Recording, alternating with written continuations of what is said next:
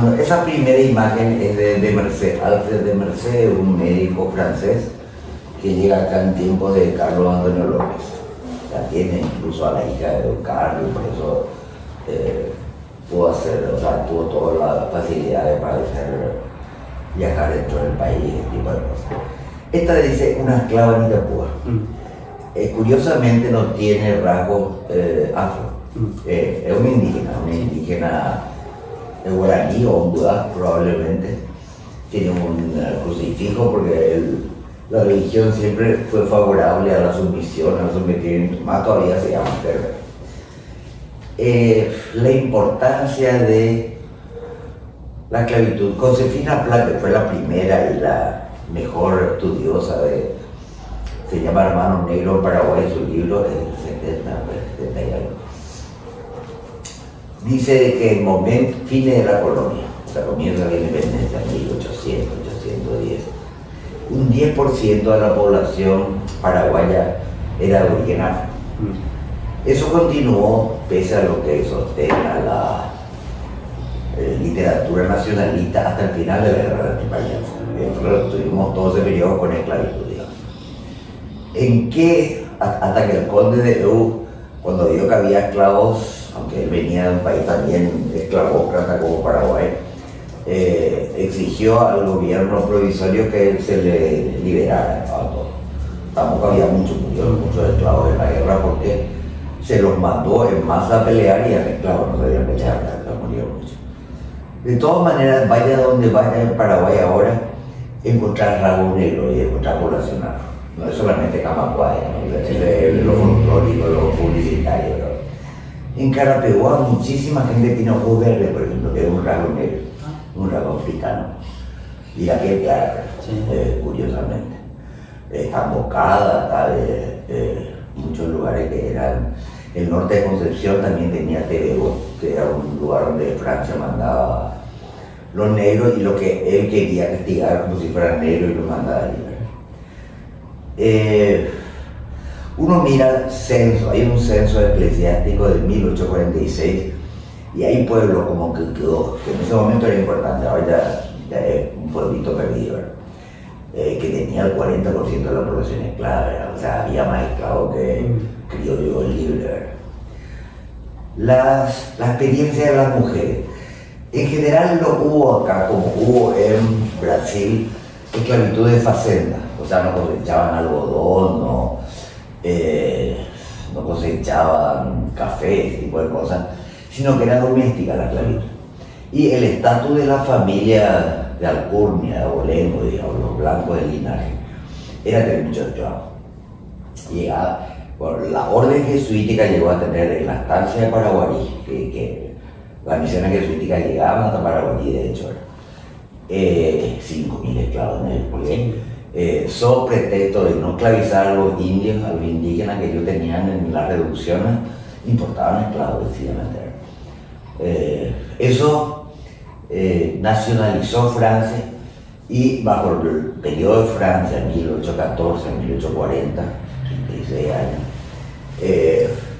el Estado era el mayor vendedor de esclavos del país, porque tenía una esclavatura inmensa de lo que fue requisando y apropiando a los enemigos políticos, a las órdenes religiosas, ese tipo de cosas.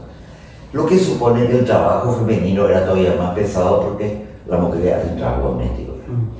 Entonces era traer agua, cocinar, lavar ropa, planchar, cuidar a los niños, cuidar enfermos, pero probablemente ser violada por los patrones, por los hijos de los patrones, pero probablemente no estaban sometidas a un trabajo tan intenso como el de los hombres, que hacían trabajo de hierba mate, que los yerbales eran el cementerio de los trabajadores, o sea, iban ahí de hambre, de frío, de tigre, de yaguareté, o sea, no sobrevivían casi nada, digamos, de penuria, del trabajo era muy pesado. O sea, probablemente el trabajo de la mujer haya sido algo más liviano que el masculino. Muchas gracias. Hans, tu pregunta. Bueno, yo por lo menos veo acá el reencuentro de las historiadoras en la Academia de Paraguay.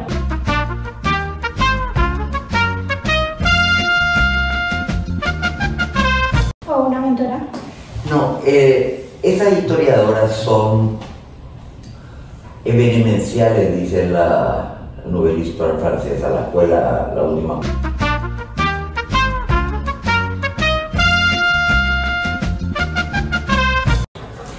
Decimonónica supone que están muy cercanos a los hechos, a los fácticos, digamos. Y los fácticos para historiadores del siglo XIX, porque todo eso llega tarde para Paraguay. Es guerra, es gobierno, es diplomacia, no, o sea, la historia para ellos es eso.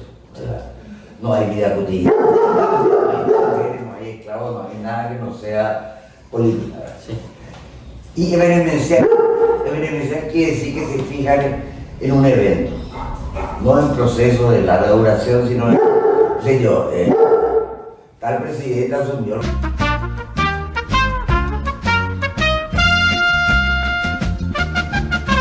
Entonces se fijan en un momento aislado sin el contexto. Y en hechos, no en lo que es cultura inmaterial, lo que es cultura en sí. Por supuesto no trabajan mujeres, vida cotidiana, servidumbre, deserción, sufrimiento de peones, mensuales, eso no tocan. Porque además son todas mujeres de clase alta, o sea, no hay pobres. Yo diría que hasta ahora, como no es un oficio rentado, nosotros no tenemos fondos del Estado, por ejemplo, de investigar. La academia no paga nada. O sea, el dinero que llega de la fundación Andrés Barbero sirve para pagar la secretaría y alguna cuestión de biblioteca, tipo de cosas.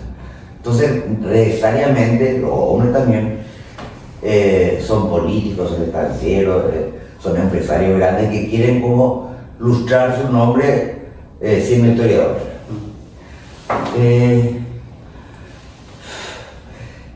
En mi caso particular, yo tengo formación francesa. Yo salí exiliada de Paraguay en el 83 y lo que yo sé de historia aprendí en la École de Haute Étude, que es la mejor escuela de historia del mundo, o sea, francesa. O sea, yo diría que salvo Josefina Pla y Branislava Surny, yo ni la leí. O sea, no, leí los hombres, los historiadores hombres clásicos. Y ahora sí, o sea, ahora hay que leer todo. En historia, como está tan dispersa la información, hay que leer libros de 500 páginas para usar bien, o sea, donde hay información relevante para lo que yo estoy haciendo. Porque ni siquiera, salvo la Kostianowski, y aún ni eso, sí, creo que sí, las mujeres no estudiaban a mujeres, o sea, estudiaban todo hombres. O sea, las mujeres no hacían historia para ellas. Entonces, cuando uno, ni siquiera Josefina Pla hace Esclavo Negro, que es la historia de la esclavitud y la servidumbre, pero ella no toma tema mujer siendo mujer, ¿verdad?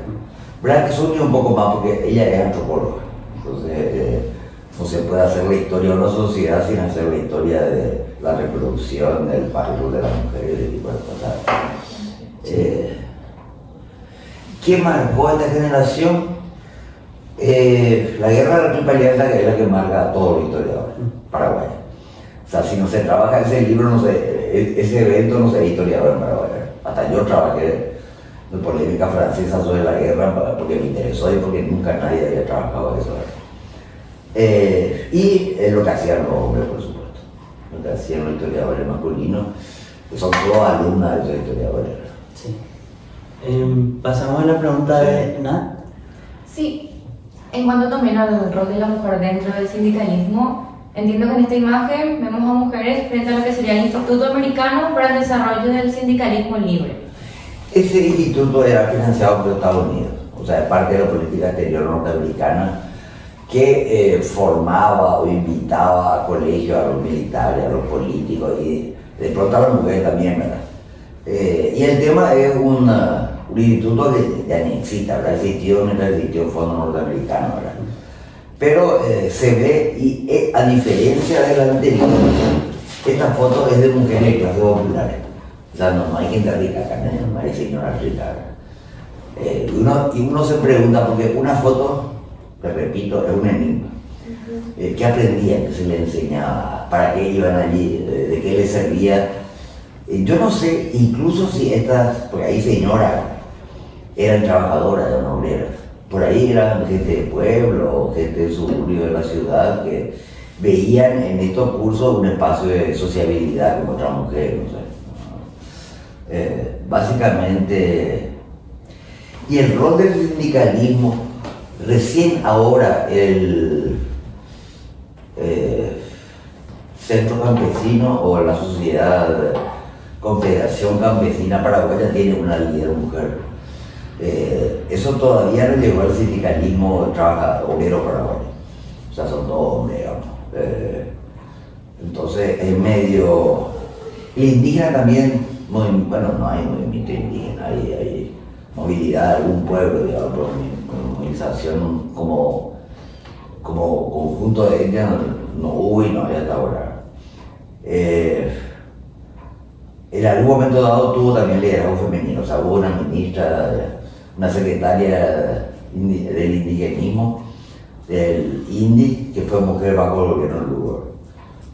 Pero incluso en sector empresarial, la ADEC suele tener, la Asociación de Empresarios Cristianos suele tener presidentas mujeres, la UIP nunca, o sea, la pesada, la RP mucho menos, o sea, las que son empresarios realmente magnates, ricos, no tienen.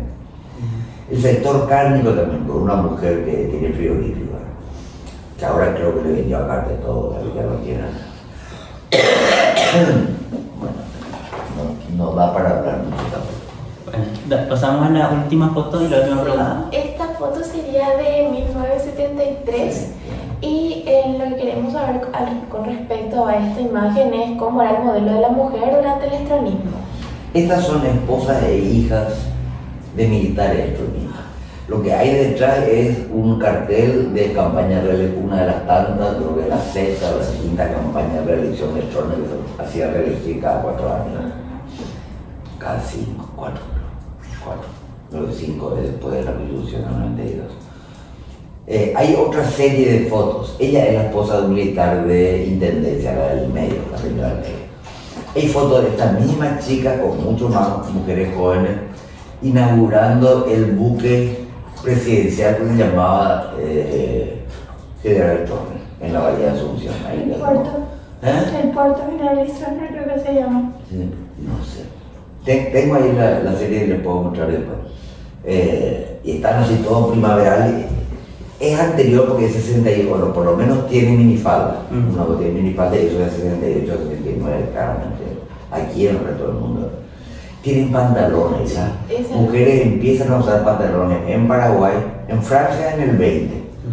Acá empiezan a usar en el 50, pero son medio palazos, o sea, son pantalones que parecen faldas. Acampanados. El palazo es de grandote largo, normalmente es de gasa de seda, una cosa así, son muy cómodos. Y tiene una señora, esas son las fotos más simpáticas de todas, la del medio. La izquierda tiene medio permanente. El peinado globo, que es la cosa más espantosa en el mundo y que define 50. 50 del peinado globo es una tercera. De canasta, reuniones de maestras, todo. La década del 40 se identifica fácilmente por la moda de Vita Perón. Los zapatos que están abiertos en los dedos, tacos altos, el rubio de labio negro y anteojos oscuros, todo están anteojos. Y el pelo de Vita era así, que causó, o sea, generó una moda así fortísima ya. No, generó muchas cosas, pero Bueno, esta sería la última pregunta de estas 4 que seleccionamos. Muchas gracias.